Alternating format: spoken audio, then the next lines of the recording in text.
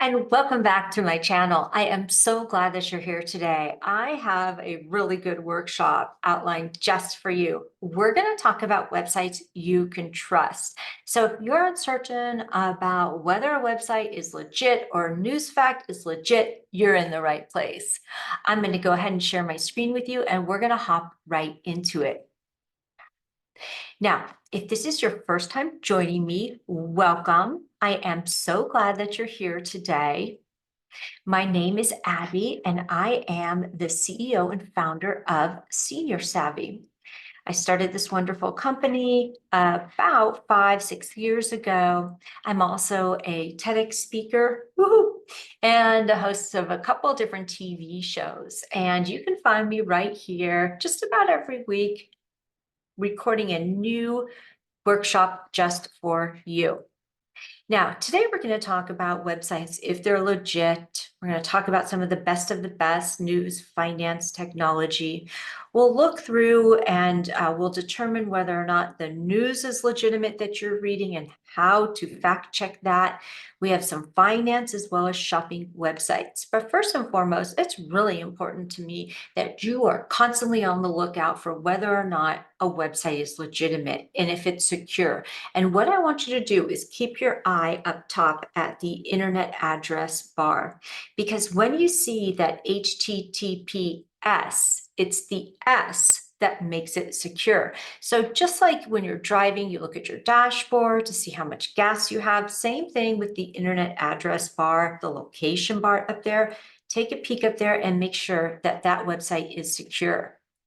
There's also a way that you can check and if it's legitimate and secure. If not, you can click on the little padlock up top. From there, a little drop-down menu will come up, and there'll be a certificate or a trust seal that belongs to the company as the website you're attempting to visit. Chrome, Internet Explorer, Firefox, and Safari also show a padlock in the URL field for you to determine that it's a legitimate website. There are so many cyber attacks that are happening. In fact, 81% of organizations were a target of cyber crimes in the past 2 years.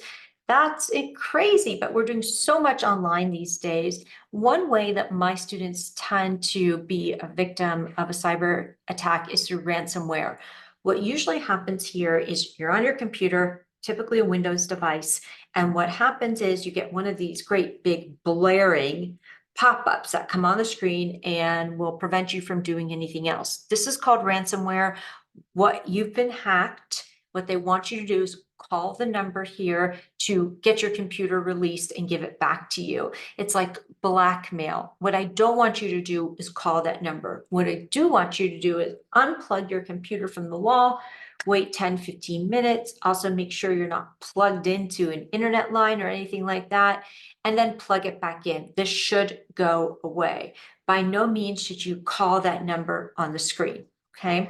I have a lot of clients who have paid $4,000 to get their computer back from the person who took it from them, and that doesn't make any sense. There's also another type of cyber attack that's called phishing. With phishing, what they're trying to do is extract information. It's like they throw the phishing line out and then they reel it back in, hoping you give them an email address, a phone number, a mailing address, just something, even your birth date or your account number, so that they can pretend that they're you and get your information and break into your account. So this is called phishing.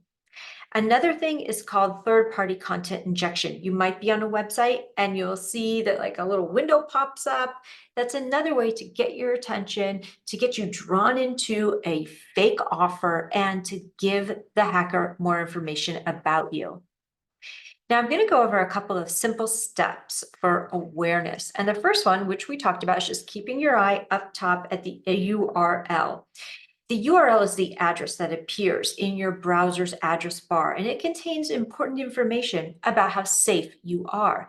You want to make sure that there is a legitimate address up there, because sometimes those hackers will create fake websites with almost things that look alike to the website you're trying to go to.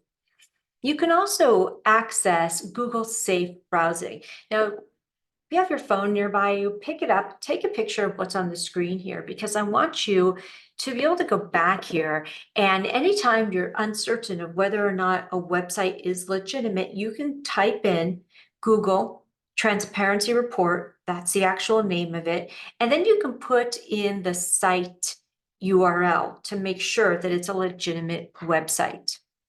I always want you to look very, very closely at the content. And if anything looks suspicious to you, maybe there's a spelling error, maybe the logo doesn't look right, that's something that you need to trust your instinct on and to click off of that site.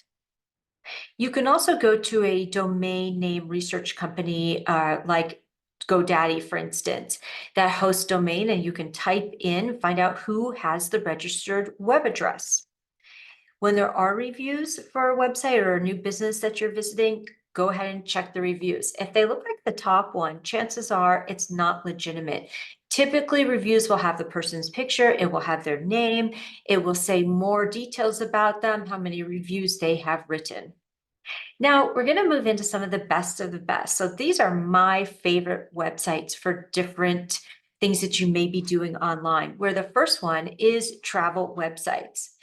If you're booking a trip, you can go to the evergreenclub.com. That's evergreenclub.com. And there they have bed and breakfast homestays for people over 50 for $20 a day, which is a great deal. There's also ElderTreks. Now, ElderTreks is one of the first travel blogs for older adults.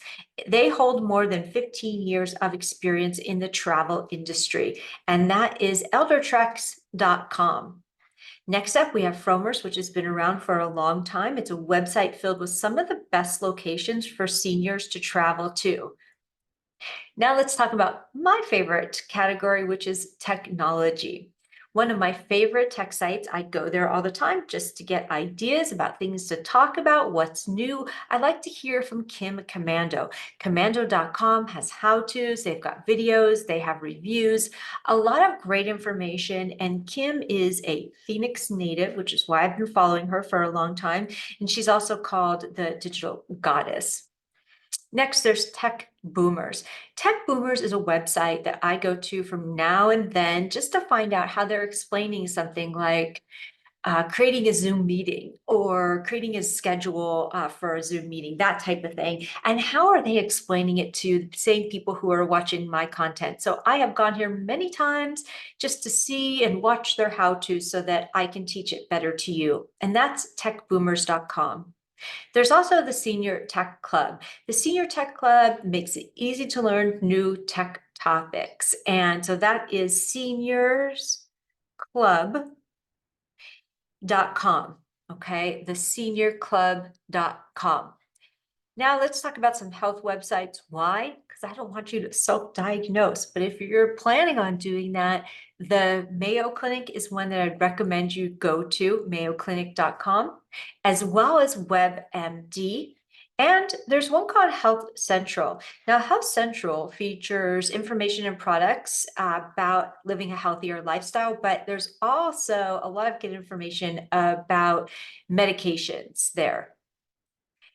Now let's break down some financial websites. I know many of you have started doing more online banking, especially since COVID, and the process has been refined so much lately, especially when you go to log on and you get that code, it's verifying your identity. I always want you to lean into that because it's making sure it is really you. So you can get that two-factor authentication. They're going to want to send a code to your phone or to your email to verify that it is you more ways than one. There's also the Motley Fool, which is a great resource for investors to stay informed online, as well as The Economist, which offers authoritative insight on an international mix of news and politics.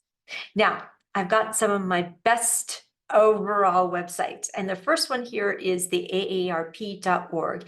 AARP.org has great information on so many topics, from vaccines to Alzheimer's to a fraud alert website.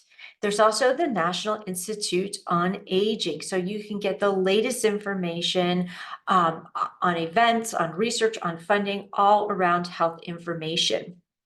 Now, I want to offer you some websites you can go to fact check your news. And the first one is called Flack Check. That's right, Flack, F-L-A-C-K, Flack Check.